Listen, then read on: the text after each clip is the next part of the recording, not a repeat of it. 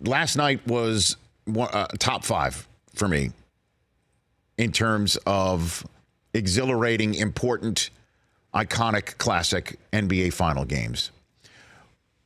Why? I think we all know, but I'll run through it. Anytime there's an elimination game on the line, it's crucial. Anytime there's an elimination game on the line for a team that's won back-to-back championships, that's a rarity. Back-to-back championships in a 3-1 hole. Anytime the team that can knock them out is a team that's trying to win one for an entire nation, as the Toronto Raptors are trying to do for Canada, and the person who's face forward for them is somebody who's playing at the top of his game, one of the greatest postseasons we've ever seen in Kawhi Leonard, who could potentially walk away from this team and the country in a couple of weeks from now for a July 1st free agency period that's going to open up. He could walk away, could leave a championship at their door. That was all on the line last night, and then Kevin Durant steps back on the court. One of the greatest players of his generation, and you could say of all time, back from a calf injury that he suffered on May 8th. May 8th. Here it was June 10th. And now he's back, and we're seeing him dancing in the hallway beforehand, and he's looking good. The team is all fired up to have him back, and then he rattles in his first three-pointer, and then he sinks his next three-pointer, and he's running the floor. He's running the point. He's doing all Durant things that we were hoping we would see. It was materializing. 11 first-quarter points. Curry had 14 because guess what? He doesn't have to do everything. He's not bringing the ball up. He's not running the offense. Durant's the one who's doing all this stuff. And then Durant is even playing in the second quarter, and he tries to make a one-on-one maneuver to get to the basket from the three-point line, and his Achilles pops. You could watch the muscle reverberate within his calf.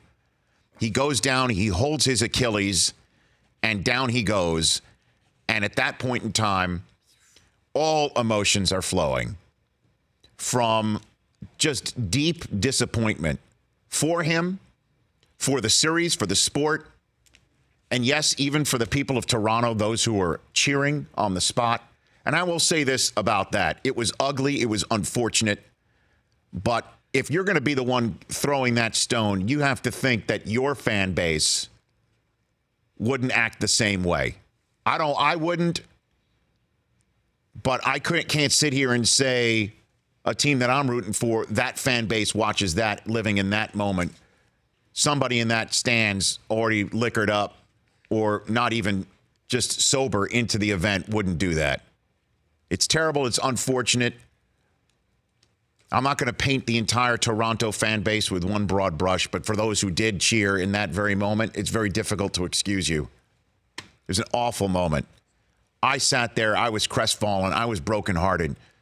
Not only for Durant, but for the Warriors. And that's amazing how on that spot, a team that's won back-to-back championships, for whom we're talking about an NBA, a league, a fan base, no matter who you're rooting for, had Warriors fatigue. Now suddenly they are a team with a Cinderella-type quality to it. And they've got 2 trophies from the last 2 seasons in the case.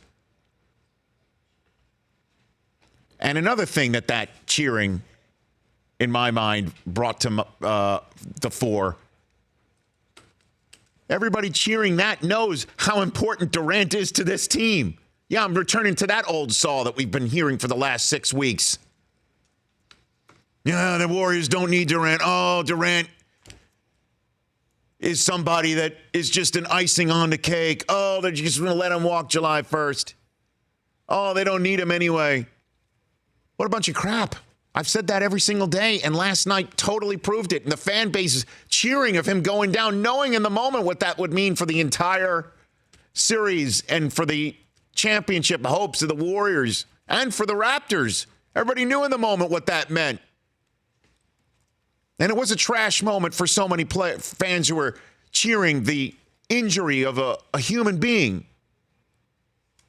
But everybody also, the subtext of it, we all know what that means for the series. Except for the fact that the Warriors are now 2-0 in games in which Durant went down with what we thought was an Achilles injury at the time, just like the last time. And we were all wondering how they could persevere without him, and that they themselves, as human beings, watching their teammate who came back to play with them, to win for them, putting his body on the line, and yes, even a big fat payday on July 1st on the line. That guy going down, limping off the floor, everybody probably knowing on the moment as he grabs his Achilles that this was more than just a calf injury. For more of The Rich Eisen Show, tune to Audience Channel 239 on DirecTV for free on BR Live or download the Rich Eisen Show app.